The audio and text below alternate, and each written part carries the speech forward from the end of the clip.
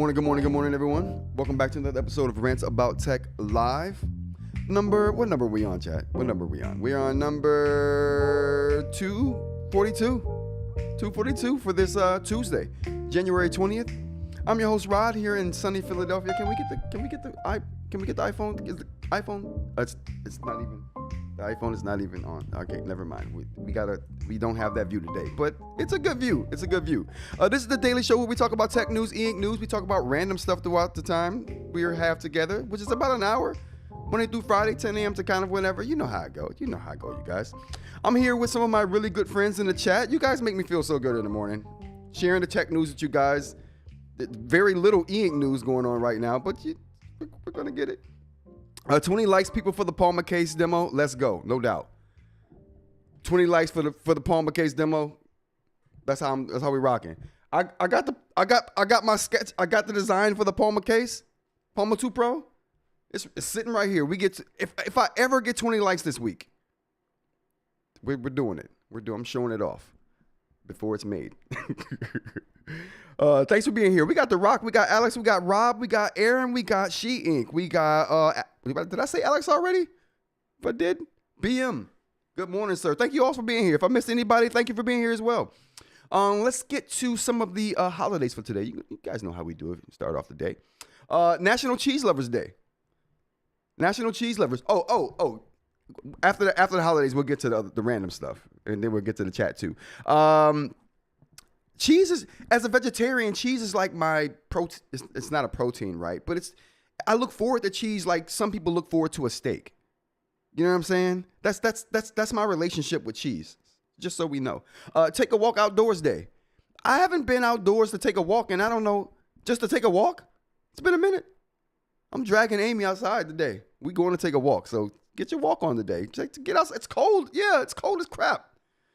But if you've been in the house all winter like me, then you probably need to get out and do something. And that's definitely me indeed. National Coffee Break Day. Cheers, everybody. Cheers. You guys know how I rock in the morning. The best part of waking up is the dun-to-dun in your cup. You know how I do. You know how I go. All right, so moving on. Let's get to the chat before we get to the rando news, because we got some crazy rando stuff to talk about. Just finished curing some prints. Says, not finished curing. Rob said he just got done printing some prints. Listen, we're super nerds over here. We're super nerdy here. We like 3D printers, eInk, and tech news. That's whoa, -4 in Minnesota for Shein. Whoa, that's crazy. I haven't felt -4 since I left Syracuse, New York. That's one of the reasons why I came to Philadelphia. Philadelphia is like the south of the Northeast. I'm telling you. Just finished a 5-mile on my treadmill. Ooh, listen, you know what I'm saying? Listen, you better than me. I got a rowing machine in there. I want to use it. I say I'm going to. Never do. I never do. I should, though. Impressive. Super impressive, Alex. The Rock says, listen, I got to read The Rock's coffee comment today, okay? Because he's super bougie. I knew The Rock was bougie. I didn't know The Rock was this. Okay, listen. Fave coffee brew method, chat. I'm partial to a morning pour over an afternoon espresso. If that doesn't say bougie, I don't know what does. I don't know what does. I'm an instant coffee guy. You know what I'm going to do? I don't know. You know what? It's going to have to go on the tech channel because this is a part of the tech news show that I do in the morning here live, Monday through Friday, 10 a.m. to kind of whenever. You know how it goes. Am I losing people? Oh, we're gaining. Good to go. If you're new here, welcome. Give me a like, you guys. We're trying to get 20 likes on one of these streams this week. We get 20 likes on any stream this week. During the live, we got the Palmer 2 Pro case designs, okay? We're showing them off, okay? For people just rob and steal. I don't care. What else we got in the chat? Maker channel is not up yet. The Maker channel is coming, you guys. It's not up yet. Don't subscribe yet. If you have subscribed, don't go unsubscribe. But the channel's up, but there's no content. I'd rather you guys wait till there's content there to subscribe. Wait for my first video drop, then subscribe. So the algorithm is like, oh, something new and everyone likes it. Let's pump that out there to everybody. Rob says it's got 2 prints going right now. I just got done curing some prints that I'm going to take the measurements of when I get done here. We're going to talk about some of the things I've unearthed 3D printing here. Okay, we're going to talk about some 3D printing stuff today. I think that's most of the outrageous chat we had going on. That's most of it. Okay, we're good to go. So let's go on to the Randos stuff, you guys. Congrats to all right. So congrats to Indiana University. Okay, congrats to those guys. They played a hell of a game last night. I'm not gonna hold you. I don't know if you guys are into college football at all, but that's gonna go down as probably one of the greatest college football championship games ever. If the game doesn't go down in history as the greatest game ever, that play that the quarterback of Indiana University, Mendoza, did at the end of the game, 4th and 4.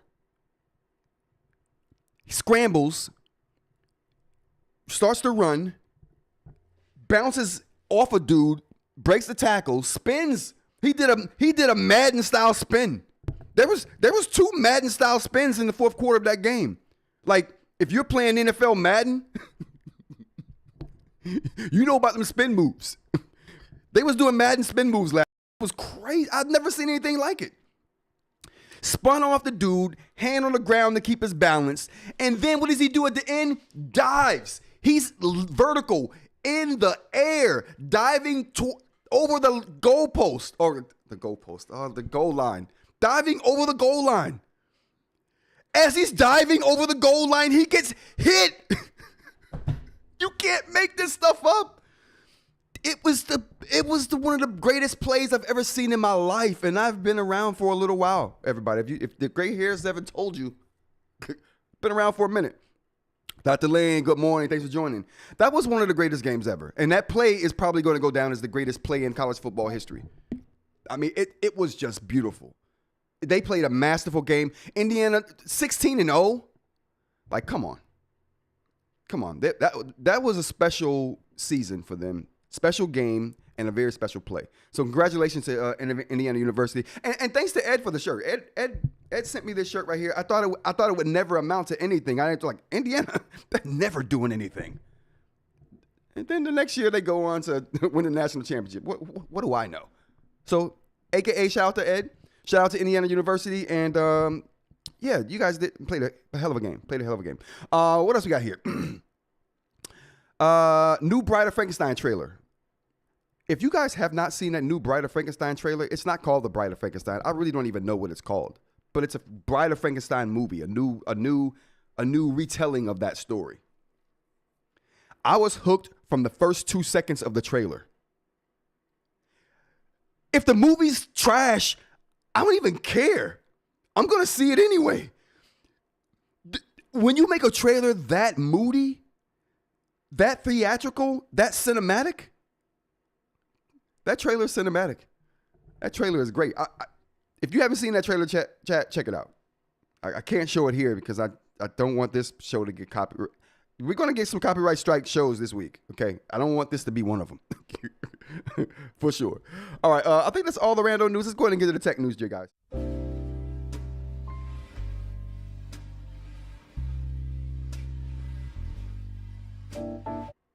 Bum, bum, bum. All right. So let's do it. Tech news, we got new proposal for Netflix Warner Brothers deal. I thought this was already done. So when I saw this, I'm like, what the hell? I thought we were over this. I thought we were just done with this already. They bought it. Why are we still talking about it? They're sweetening the deal. Okay, let's talk about the details. All right, Netflix and Warner Brothers Discovery, WBD for short, apparently, announced the amended plan on Tuesday morning, today, about 6 weeks after originally striking the mega deal. So they did. The deal's been done. They're sweetening. They're like, okay, listen, we did the deal, but I see that you still are courting Paramount. You're still entertaining them. How about this? Okay, how about this? How about we just throw more money at you? Would that work? Would that stop you from talking to Paramount? No? Okay. We're going to do it anyway. So about 6 weeks after originally striking the mega deal that would reshape the entertainment industry, the companies hope that the new all-cash offer will help fend off Paramount's hostile takeover bid for all of Warner Brothers Discovery. So this new Netflix offering is $27.75 per Warner Brothers Discovery share for this company's movie studio and streaming assets, which are due to be split off into a new publicly traded company called Warner Brothers later this year. So they're just going back to their old name. They're like, we were Warner Brothers Discovery. We're going back to what we were before we were Warner Brothers Discovery, just simply Warner Brothers. So we're a new company now, aka the moving on. Netflix has previously offered $23.25 per share in cash and the rest in Netflix stock. So previously how it was they were offering $23.25 cash, and the assets part of this would have bumped that $23.25 to about $30.25. So they were going to get more than the $27 Paramount was offering in incentives, right? Not in actual cash. The cash was only $23, but with the incentives, that pushed it to over $30. So Netflix was like, listen, we're giving you $30 per share in cash and incentives. What's the problem? They're like, well, Paramount is just giving us all cash. So what, can you match that at least? They did, and they tacked 50 cents onto it, so they beat it by 50 cents. CNN and other channels owned by Warner Brothers Digital will become part of a separate company called Discovery Global. Netflix has previously offered $23, I think we covered that, per share in cash, and the rest in Netflix, enabling Paramount to argue that its all-cash offer was superior. And the all-cash offer was not superior. Paramount is delusional, okay? But apparently, they're still sweetening the deal. They're just trying to make sure Warner Brothers stays on pace to, complete this whole deal so they can take over all of its properties. I just think Netflix is doing the right thing here. I think Netflix is definitely doing the right thing here. Moving on. I think this next story is really interesting. If you are a GTA fan, it's interesting. And who isn't in the world? If you're a gamer, you should be into GTA. It's probably one of the biggest franchises in gaming. And it takes the longest to make. I think it's, 8 years to make this thing? I really don't know, but it takes a long time. In a new deleted link post, let's preface this before we get into the details. So, Make-A-Wish Foundation is a thing where if you're terminally ill, you can make a wish, and companies typically will grant that wish if they can. In a lot of cases, it happens. And that can range into anything. Like, I want to go to the Bahamas, so Southwest Airlines might just front some tickets to the Bahamas, and the hotel might front the cost for the hotels or whatever. So the Make-A-Wish Foundation makes terminally ill people's wishes come true. It's an awesome foundation, and it's awesome work that they do. One person reached out to the GTA creators, Rockstar, in an effort to play the game before it comes out because they're terminally ill and they're not scheduled to expire. That's a weird term. They may not be around for the release of the game, and they wanted to play it, and that was their wish, being terminally ill. And I think that was it's an awesome thing for people to be able to do. But then it's awesome for the companies that green light this, right? That shows that, hey, we care about the people, we care about public, and we care about the Make-A-Wish Foundation and what that means to humanity, right? So let's go ahead and go over the details. In a now deleted LinkedIn post, Ubisoft dev Anthony Armstrong appealed to his network to give his family member who was diagnosed with cancer, given 6 to 12 months to live, a chance to go hands-on with the GTA 6 game. The wish was seemingly granted with this update from Armstrong, and he stated, "We spoke with them today and got great news. That's all I can really say, but thank you from the bottom of my heart," Armstrong wrote in a more recent LinkedIn post. So seemingly it's been granted that his family member, whoever that is, will get a chance to play the game before it comes out. So they're guaranteed to be able to see the game in the time frame of them being able to be alive to see it. So I think that's great. This is an awkward story for me. I don't know how to word this. I don't want to be insensitive, and I feel like I'm being insensitive. Am I being insensitive, chat? You let me know. All right, moving on. Mathew McConehey trademarks catchphrases. So this is a new thing that actors are starting to do. They're trademarking their voices. They're trademarking mannerisms. They're trademarking catchphrases, apparently. Is it possible to trademark a catchphrase, all right, saying all right 3 times? I can see you capturing your voice and your look, your likeness. But I don't know. It's very weird to me that someone would try to do this. The Rock says, "I haven't played a GTA since they were top down." Wow, really? So you used to play GTA when it was... the top down view. That was you know what, I played I played GTA when it was just top down, and it was still a fun game, and you could see like the only thing that didn't change about that game is pulling people out of the cars and like taking the cars over. That's literally the only thing that didn't change about that game. But it was good. It was fun top down, and it's fun as a 3D world too, I think. I love GTA. I just you know what's funny? I play GTA so much that when I'm walking down the street sometimes and I'll hear random banter of people just talking as I'm walking by, or if I'm on the train, you hear just like random banter, or some weird person might say something random, you know what I'm saying? That happens a lot on the train. It happens a lot. But it's so funny that when I hear random banter in real life now, often I'll think of the random banter that happens when I'm playing GTA. Because you'll be playing GTA, walking down the street, still in a car, shooting random people. But when you're doing that, you'll hear random banter happen as you're walking by or you're in a situation. And it's so funny how a game reminds me of real life, and then real life starts to remind me of the game. It's interesting. It's a take.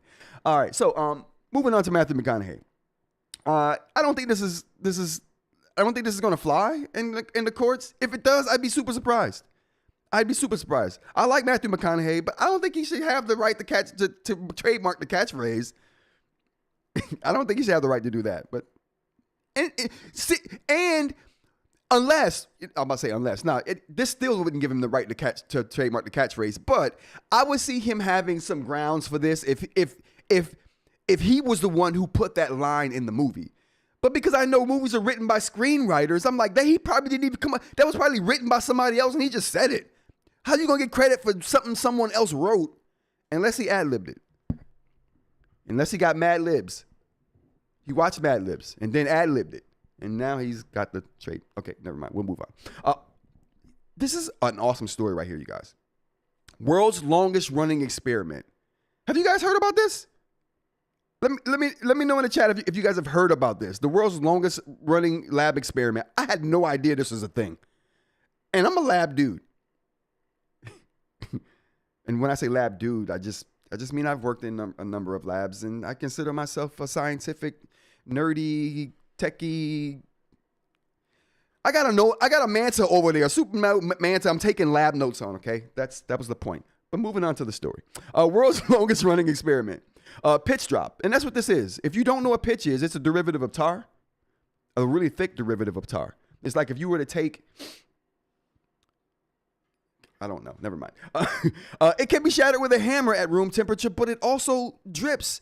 And they didn't know that before this experiment, but this experiment proves that.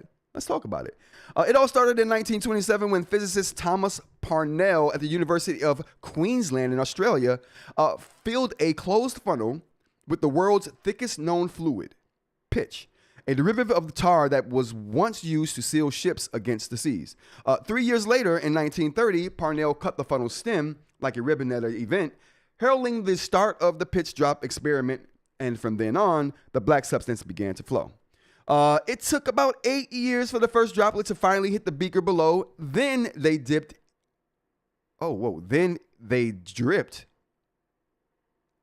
I clearly wrote that wrong. My bad, chat. Anyway, then it dripped at a cadence of over 8 years or so, slowing down only after air conditioning was installed in the building in the 1980s. And this is a good picture of that beaker right there. And the pitch dripping into the beaker below. Today, 96 years later, the funnel after the funnel was cut, only 9 drops in total have seeped out. The last was in 2014. So we got 9 drops that have seeped out. But after the first drop, the experiment should have been just over. Like, what are we doing now? Seeing how many drops will come out of it? Like, after 14 years, it should have been over. Why? Can someone tell me? Why are we still doing it?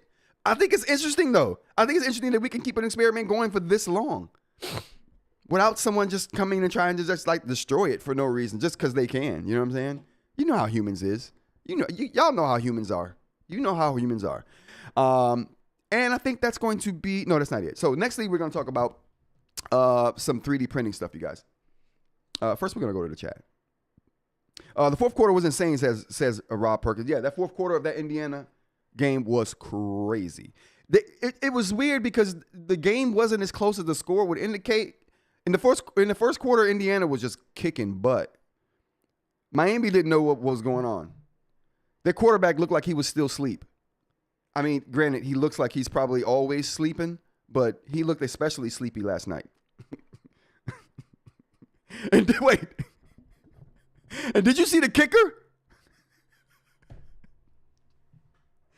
Chat, I don't know if any of you watched the game. Clearly Rob did. The kicker for Miami, he looked like he jumped off the couch 10 minutes before the game started with a beer in his hand.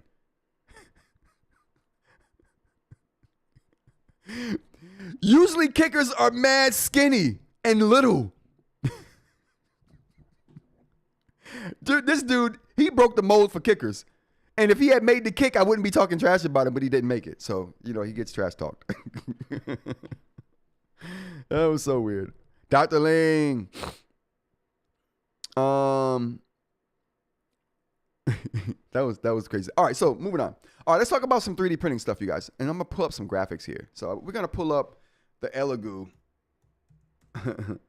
4 Ultra 16K. Let's pull this thing up here. All right, and then we're going to pull up the who is that? Formlabs. Formlabs. Oh, whoa. Let's go to the 3D printers. Oh, no, not that one. Whew! Not that one, chat. Okay, all right, so moving on. Why can't I just show me the 3D printer, dude?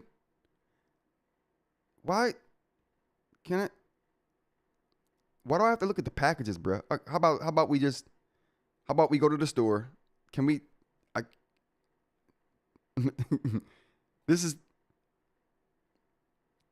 Wow. Okay. So Oh, there we go. So, I mean, I guess it gives us some information about the printer. Okay, I guess we can look at this. All right, here we go. So, talking about 3D printers. So, there's a couple of things I've learned 3D printing lately, and I want to share those things with you guys. So, I got a list here of things I want to talk about. Let's take a look here. All right, so the first thing I want to talk about is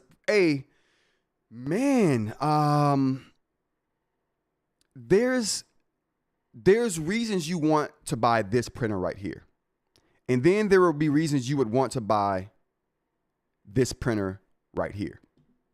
So, this is a consumer grade 3D printer, resin 3D printers, and I'm going to be talking about resin 3D printers here today, but a lot of this that I'm talking about will apply to filament 3D printing as well. So, if you're interested in filament 3D printing, there's going to be something here that you may be able to pick from this as well.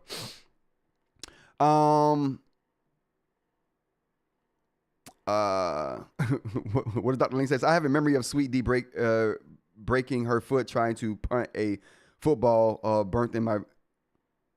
I gotta check that out, Dr. Ling. I haven't seen that. I'm gonna check that out.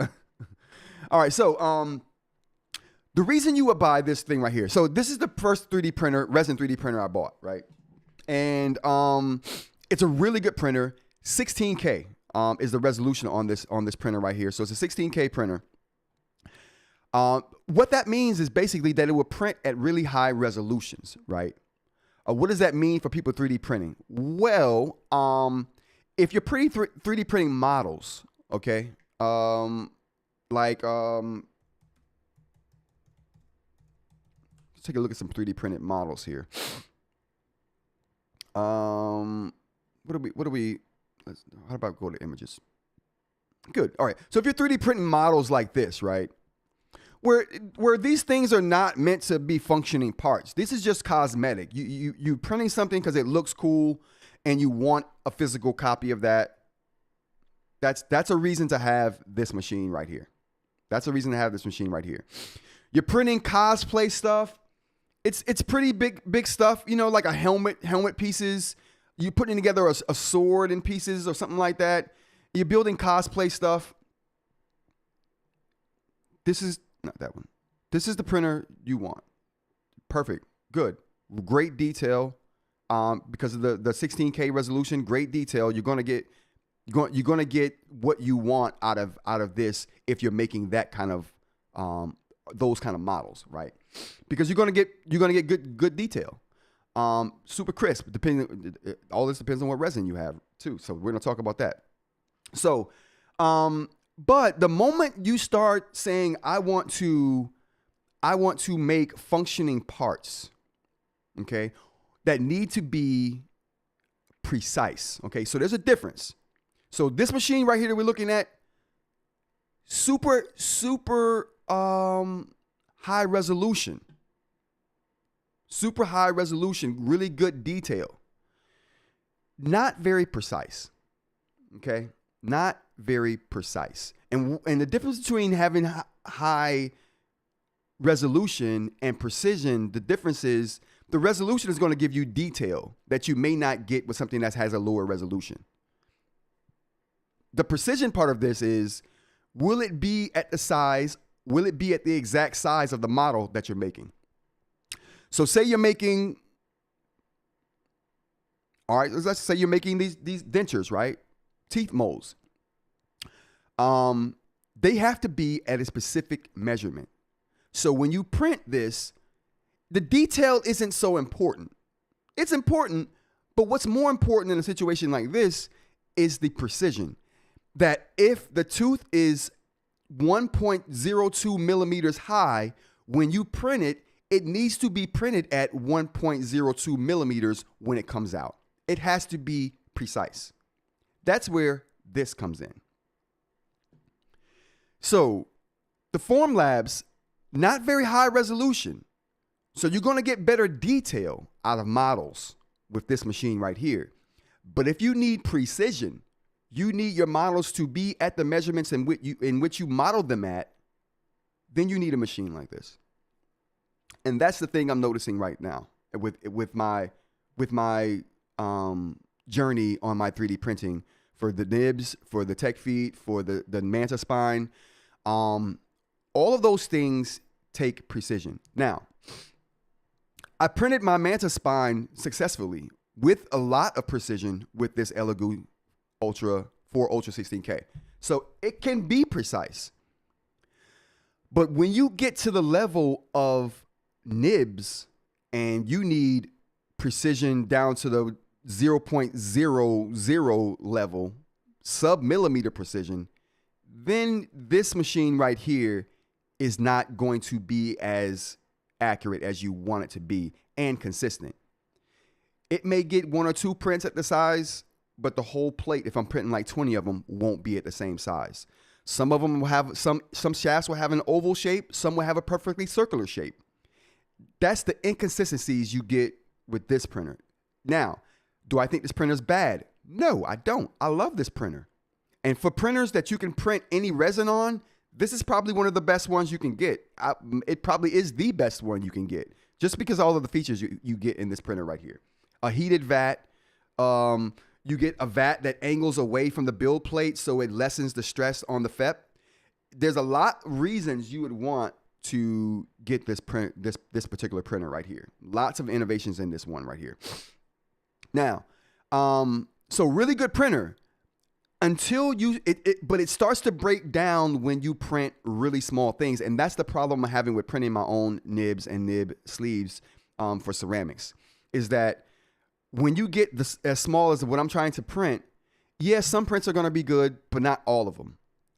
And the accuracy is not there. And for a long time, I kept wondering, well, why are some of my prints working and some of them are not working? They're all the same print. They're all the same size, same material.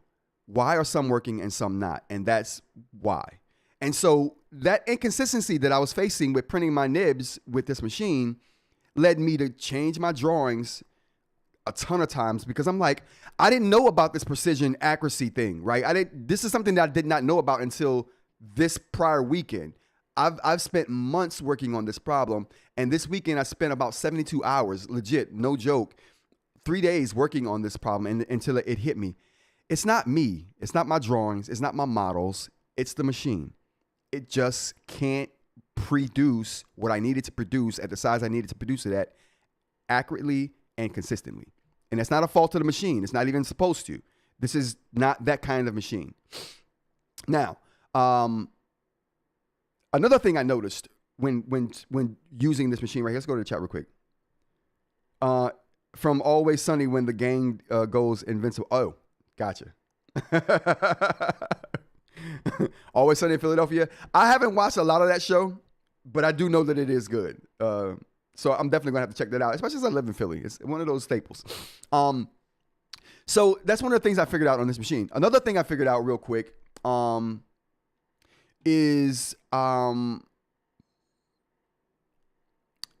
resin. So, and this is something I just figured. These are all things I figured out this weekend after spending literally like legit the whole time trying to figure this problem out, because I was like, I'm gonna get my nib situation figured out this weekend. So one of the things I also figured out is that I leave the resin in the vat. So can we take a look at the vat here? That's not the vat.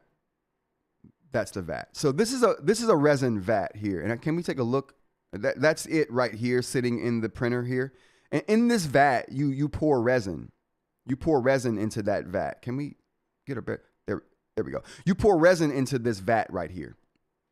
And it says 30 degrees because the machine will heat the resin up for you, which is one of the great features about this machine. So the resin sits in this vat right here, right? So this is a problem I faced, and this is something I solved last night. You can let the resin sit in this vat overnight for days, right?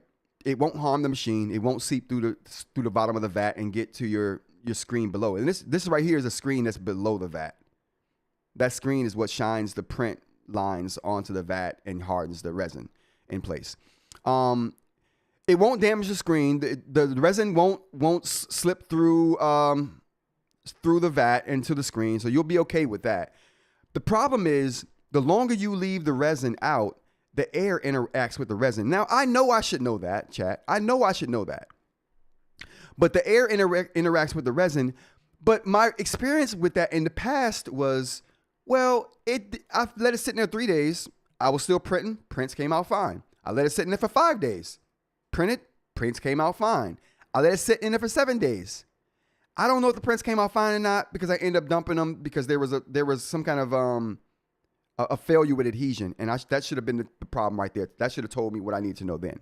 So the shorter the moral of the story is you can't leave resin in the tank, not because it will affect the printer, but because it affects the resin. The air interacts and reacts with the resin, and it changes the structure, not the structure of the resin, but it changes the characteristics of the resin. So when you go print, maybe now your bottom layer has to be 10 seconds higher than what it was before. That's a sign that your printer's changing stability and changing characteristics. So what also happens is the size of prints will be affected by resin that has sat in the vat too long. Even though it will print, even though it'll seemingly be fine, when you take measurements, the measurements will be off. So don't let resin sit in the vat overnight if you can help it, right? And that's a problem that's something I started doing because I wanted to rapidly iterate on the design. And I was like, well, it takes a long time to clean the vat out and then put the resin back in and then prepare for another print. And I was like, I'm trying to skip that step by just leaving it in. Don't cut corners. Put that resin away. And more importantly, use a filter when you're putting your resin back in the jar too. That's something you always want to do with resin. So that's something that I've realized. So make sure that you're putting resin back inside the resin container when you're done with it, just to make sure the integrity of the resin stays intact and the characteristics of the resin stay intact. Because that's why you're buying that particular resin, right? You want those characteristics, whether it's rubbery, whether it's hard, whether it's bendable and durable, whether it's, super rigid, whatever the characteristic is of that resin, how fast it prints, how easy it prints, right? The smell, all of those characteristics can change being exposed to air, right? So the next thing is what printer, right? You want to pick the printer for the job. You're making models. What size are they? Are they a normal size or are they super small? Super small and you need them to be accurate? Don't go with a consumer machine. Go with an industrial machine. You're going to be happier. If you are printing something that's bigger but you need precision, then the Elegoo will work. As long as it's above a certain size, right? It will work for that because, like I said, I've printed very accurate prints. The Manta spine, all those prints came out super accurate with this machine, but they were also, about a ½ inch wide, a quarter, maybe an eighth of an inch thick. But we're talking with the nibs, we're talking, like I said, sub-millimeter sizes, and at that level, you need something that's more precise and accurate than this. Okay, so that's my take on that. Get a skincare. I don't know what that is, Mooj. Let me know what that is, bro. All right, so now the next thing I want to talk about. This machine right here is going to be a lot more accurate if you need anything, really. It's going to be more accurate and more consistently accurate than the Elegoo.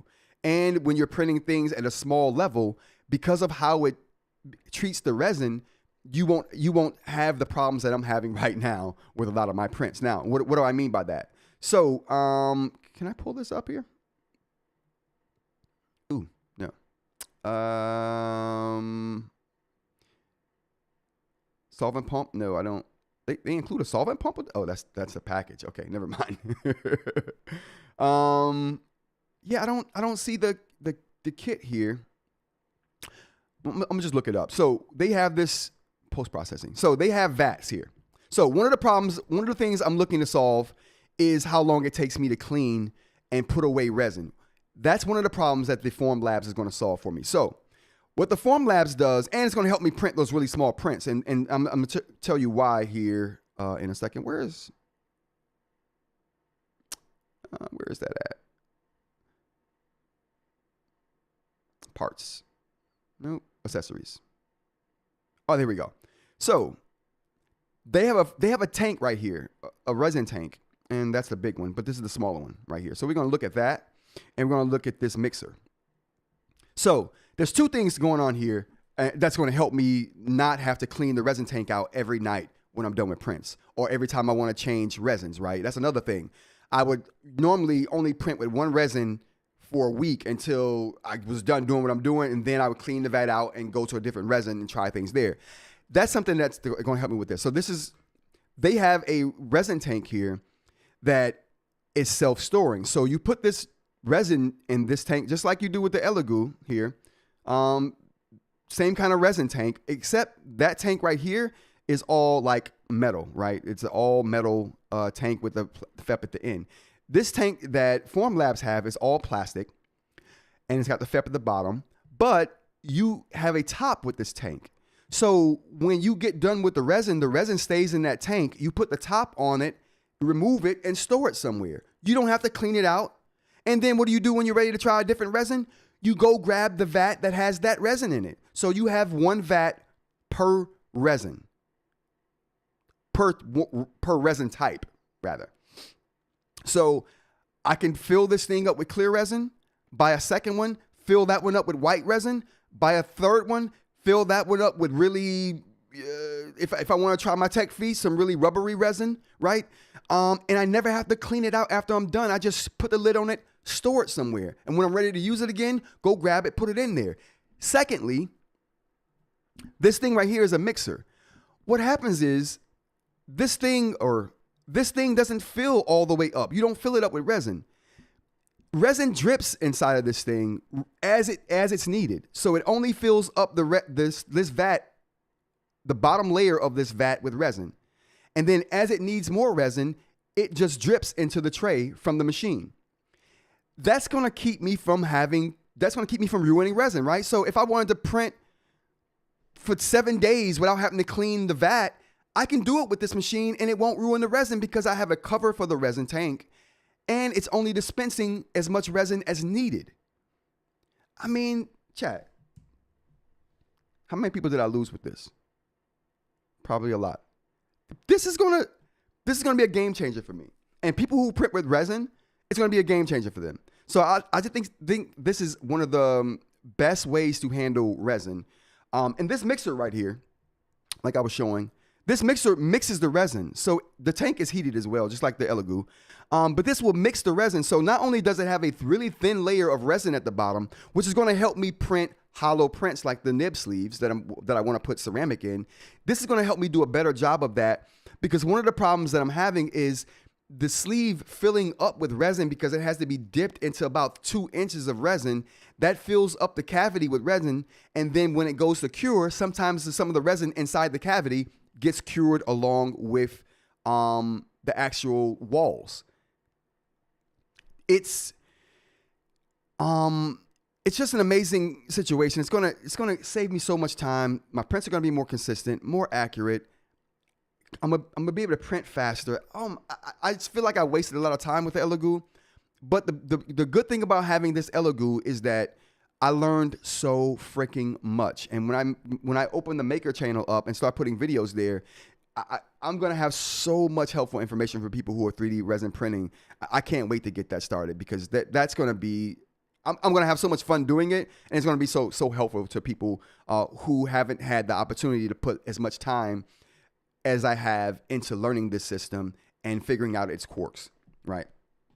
Let's go to the chat real quick. How much does this printer cost? This printer's expensive. That Formlabs printer is $3,500. This Elegoo that I'm showing right now is only $500. So bang for buck, the Elegoo for sure. An arm or a leg, says Dr. Ling. Yeah, and a hand and some teeth. Yeah, for sure. It's expensive, but if you are trying to make functioning products, I think the expense. I think the expense for this machine is absolutely worth it. And I'm talking about the smaller one here, not this mammoth size one over here on the left. I can't wait, chat. But I'm still going. Now, next thing I want to say about 3D resin printing here is that if you're printing with the Elegoo here, and I'm going to keep this Elegoo, even though it's not going to be ideal for everything. Like I said, for the Manta spine, it prints those perfectly. Those are with precision. So I'm happy with the results I'm getting from this with bigger prints. But one of the caveats too is if you're getting into a printer like this, you have to pick the resin that you're going to use. And there's a whole host of resins. And that's why I say this printer is like the Android of 3D printers. And these printers are like the Apple of 3D printers. These printers right here have an ecosystem. This printer doesn't have an ecosystem, okay? It just, you get the resins from wherever you get it from wherever you want, right? This is a closed ecosystem where they sell the resins, they sell the vats, they sell the FEPs, they sell the machines, they sell the wash stations, they sell the cure stations. All of that's an ecosystem that works perfectly together. You don't have to worry about anything. You just put things in and it's all automated, right? But when you get one of these, you have to pick the resin. The problem with that is when you're a designer, if you design things like myself, you're going to have to make a new design for every resin that you use with this printer because all the resins work differently. They have different exposure times. The shrink is different. The expansion is different. The tolerances may be different. All of those things are going to have to be navigated and in a way that's probably going to require you to make multiple drawings, right? If you don't want to go into the settings and manipulate settings for every resin, which you're probably going to have to do as well. So I was thinking to myself, I'm like, if I want to use one resin, like I figured out last night, using one resin with my drawings that are very precise, very accurate, I know that they're right, and I know that they're good measurements and dimensions. With one resin, it prints too big. Another resin, it prints too small. Another resin, there's no hollow, there's no cavity, right? In another resin, the shaft prints perfectly, but the head prints at a different size. It's different resins work differently with different printers, which is going to cause you to have to, and in the case of where your shaft is a different size than the head, I'm glad Mr. Mike ain't here today. Where the shaft is a different size than the head, that's disproportionate, right? So say I make a print, a nib print, and the shaft is 0.1 millimeter wider than it should be, and the head is 0.1 millimeter wider than it should be. Well, that's an easy fix, right? Everything is proportionate, right? I can fix the whole model really easily by just scaling it down or changing some of the tolerances in the tolerance settings. But in a situation where the shaft is 0.1 millimeter larger and the head is 0.3 millimeters larger, now it's not proportionate, right? Now you need a new drawing to make it right, because you can't change different aspects of the drawing without cutting the drawing up into pieces, which when you're making prints as small as I am, that's going to hinder the precision of the drawing and the accuracy of the drawing. So AKA, it's a no-go. So in that case, you would have to make a whole new drawing and a whole new model just for that resin. That's the problem I've been facing for months, and I just did not know it until last night. I had no freaking clue. I'm redesigning stuff. I'm redesigning models. I'm redesigning drawings. I'm like, oh, it needs to be shorter. It needs to be longer. It needs to be tall. All of these things when the real thing was not my drawing at all. It was that different resins have different characteristics, and they're not all going to print as precisely as some other resins. Some resins expand more than other resins. Some resins shrink more than other resins, right? Some are more viscous and cause, in my case, the head to be bigger than the shafts because the shafts are just thinner. It's just a lot of stuff you have to think about when you're doing something like with this printer, because it's an open platform. But when you go to something like this takes the guesswork out of all of that, right? Because they've already gone in and reworked the tolerances and the shrink settings and the expansion settings for all of their resins. They've done that for you, so you shouldn't have any inconsistencies in your model, and it should print exactly like your drawing or your actual model. So I won't have to go in and say, okay, now I'm using a different resin. Let me go in and make a baseline model. Okay, now how much bigger is this model than I need my actual model to be? Okay, is this big? Okay, let me go into the settings and calibrate. Okay, did that work? Make another print. Okay, now I'm measuring that print. All right, did that work? No, it didn't work. Let me go and change another setting. I don't have to do any of that with this machine here, because they've done that, because they make the resins. They know how much it expands. They know how much it shrinks. They know if it's viscous and it's going to start globbing up at certain points in your print. And they've already worked out how to fix that in the machine itself. So I pick a resin, say a rigid. I put in the machine, I'm using rigid resin. It knows what settings to automatically put in there. It knows how long to cure it. The wash machine knows how long to wash it. I never have to think about any of that. How many people did I lose? Oh, we're gaining people. Good to go. So that's the thing. This is going to save me so much time in that aspect too.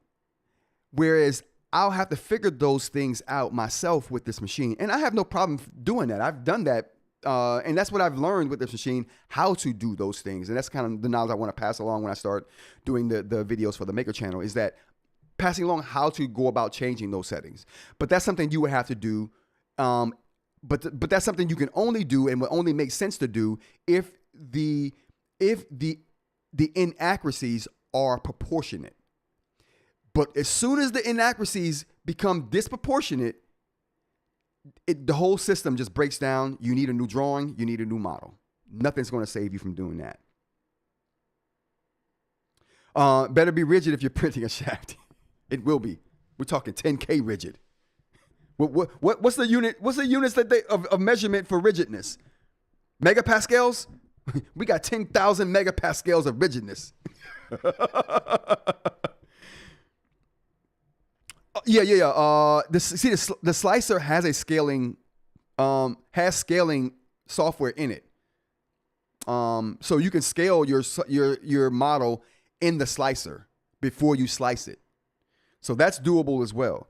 You know what else is doable? It's also doable to change the inside diameter and outside diameter of a cylinder through tolerances in these printers. They can do a lot, man.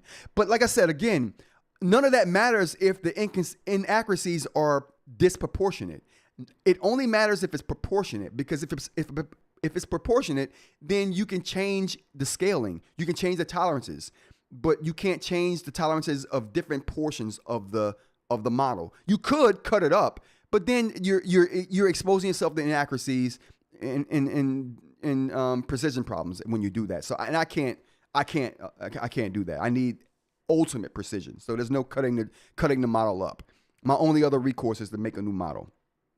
Hopefully the resin won't go in a pool to avoid shrinkage. Oh my God.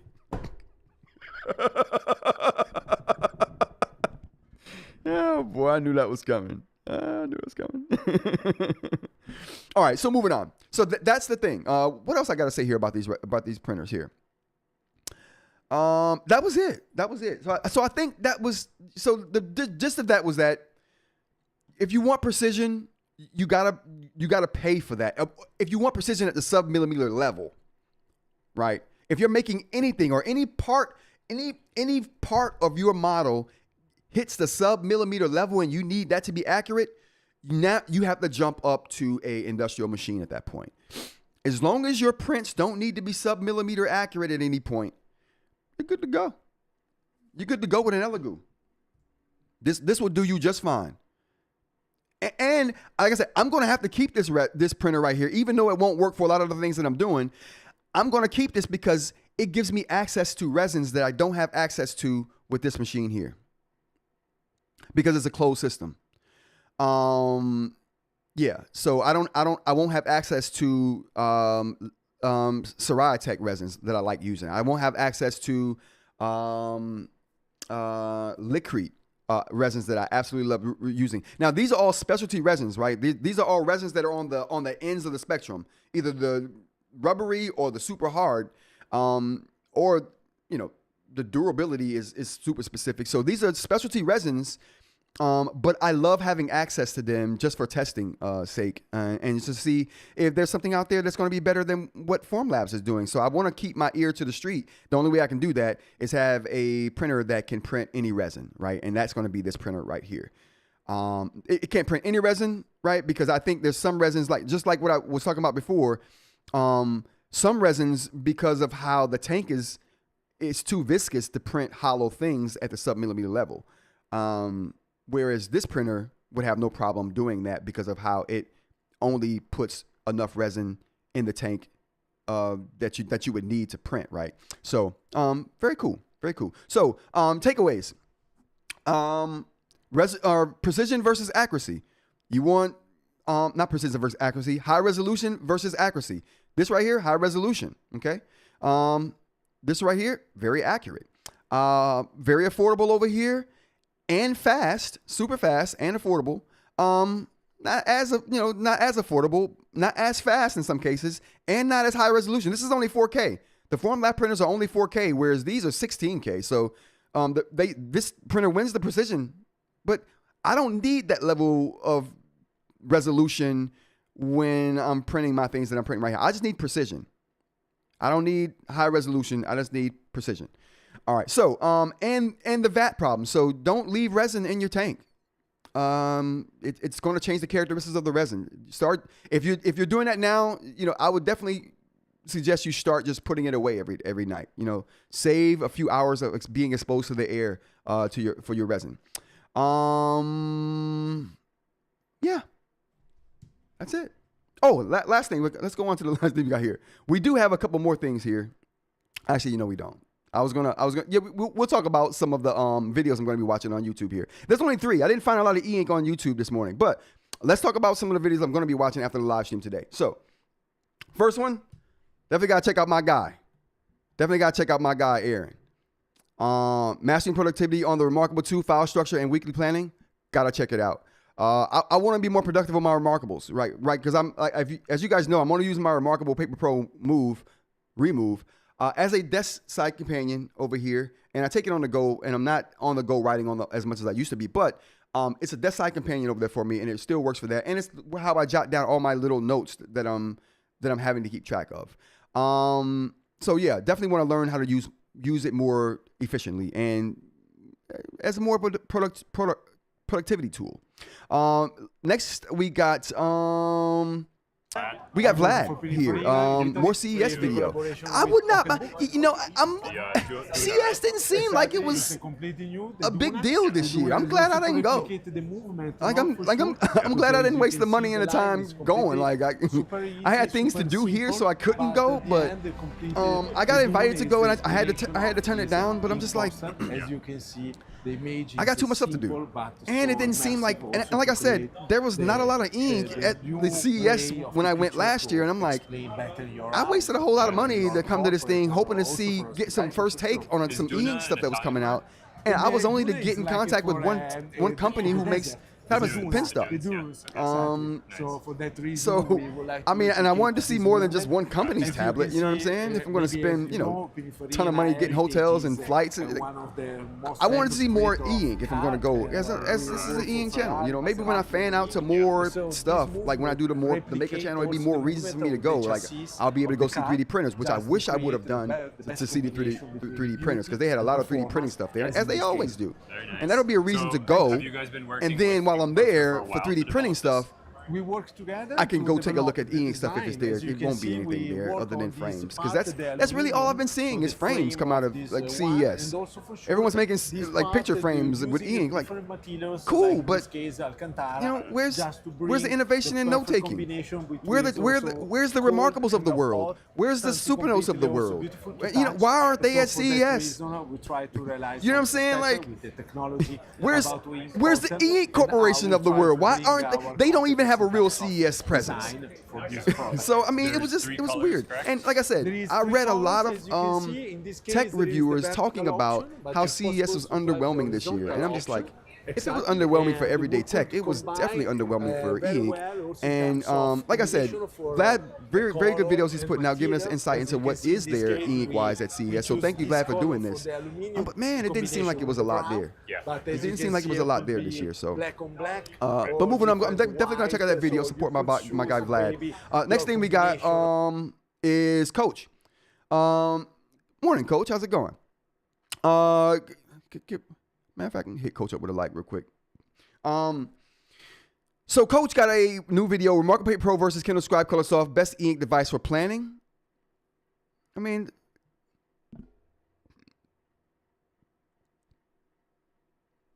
it's the Remarkable still. I mean, if planning involves you putting a graphical novel together,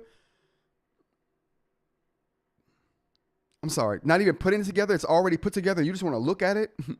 You just want to look at the plan. You don't want to make the plan on the device, but you want to look at the plan on the device. Yeah, the Scribe is the best one for that. But if you're making the plan, come on, the Remarkable. Chill out.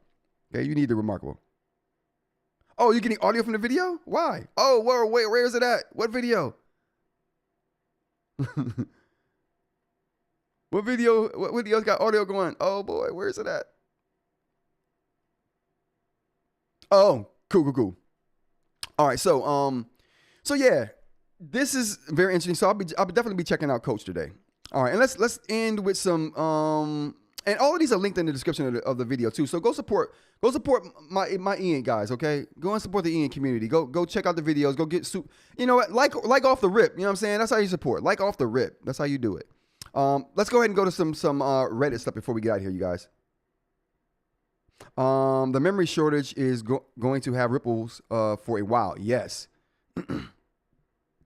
Aaron says he's talking about planning using his system. Yeah. I mean, listen, coach on a mission.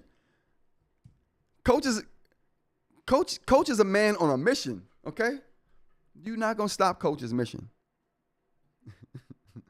His mission is to get them PDFs out there. You know what I'm saying? Get them PDFs out there. All right. Let's go see what Reddit's got real quick. I want to go to Reddit because the last Reddit was actually pretty good. So let's see what we got here. If you have more than one Remarkable device, how often do you use each? I stopped using all my Remarkable devices when I got the Remove. The Remove just became my favorite Remarkable device. So that's how we do that. Remarkable Paper Pro, Move, and Co-Reader. I've had Kindles and Kobos before, but could not get over the form factor of the Remarkable. So when it was time to transition to eInk for note taking, I took the plunge. Thanks, Go. Co-Reader. This is Bo my Go. Okay, I'm done. I wanted to. It looked interesting because he was like, oh, and I'm thinking maybe they had Co-Reader on Remarkable. It doesn't seem like that's what's going on, and they didn't write it very well. Let's move on. Is it normal to see gray instead of bright green on the Paper Pro? Yes, the Paper Pro is good, but it doesn't reproduce all the colors perfectly.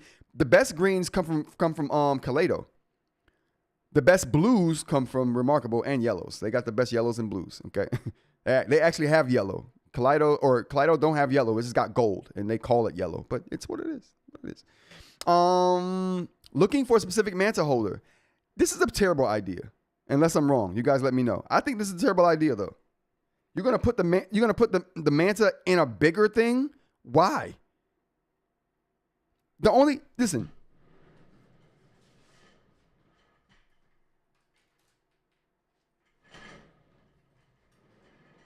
The only thing you should be putting the manta in is this. Whoa, is this right here? A clipboard. If you building a clipboard for the manta, yes. I don't know what the hell that is though. Yeah, that's not good. Do the redesign, bro. AI Paper Mini touch responsiveness. I've never had a problem with AI Mini touch responsiveness. Oh, I'm sorry. This is the AI Paper Mini. I'm sorry. I thought we were talking about the Viwood's reader, the V reader. So we'll move on. This is the one though. This is the one. Let's see what this guy had to say here. I thought this was super interesting. Go 10.3 is the king. No, bro. The Go 10.3 is the GOAT. A light and Carter 1300 would make it the GOAT. No, bro. It's the GOAT right now. What the Carter 1300 would do is introduce unwanted ghosting because it's terrible at ghosting. And a light would only take away from the screen to the pen to ink distance. And I don't want that. So, in short, it's perfect right now. Yeah, they could throw Carter 1300 in there. Yeah, they could maybe, the build quality is good too. I don't even have a problem with the build quality. It's the GOAT. Stop playing with the GOAT 10.3. All things considered, the GOAT 10.3's 2-year-old tech on par with Remarkable 2, eInk's having a moment. Books, please capitalize on it. Think of the potential. Carter 1300, yeah, but the thing is probably still selling like hotcakes. And with people like me saying it's the GOAT, there's no need. Let the GOAT rock. Let the GOAT rock, man. Front light, larger pen to screen distance, but so worth it. It's not worth it. It's not worth it. Battery, make it a little thicker. No. Keep it thin. Keep it light. Keep it away from the problems of Carter 1300. Wait till Carter 1400. Then do another GOAT. Not until then. I was told that Supernote has fixed ghosting on the Carter 1300. They have not. I'd like to get the idea of having extra palm resting space for the writing hand on that holder design, but seems super. That is super extra, Dr. Ling. That design was super extra on that. That was too much. Clipboard seems redundant. If you're not, no. This allows me to hang this on my wall and just walk up to it, look at the settings, grab it if I want, off the hook if I want to, write, throw it back up there, and just look at the settings, because guess what? They got the transparent screensaver now. It works even better. Dude, this is the perfect lab accessory for the Manta. I might start making some of these with a little foot down here. You know what? I might start making these, because my only problem with this is that the clip holds the Manta, but I'm always worried it's going to fall out.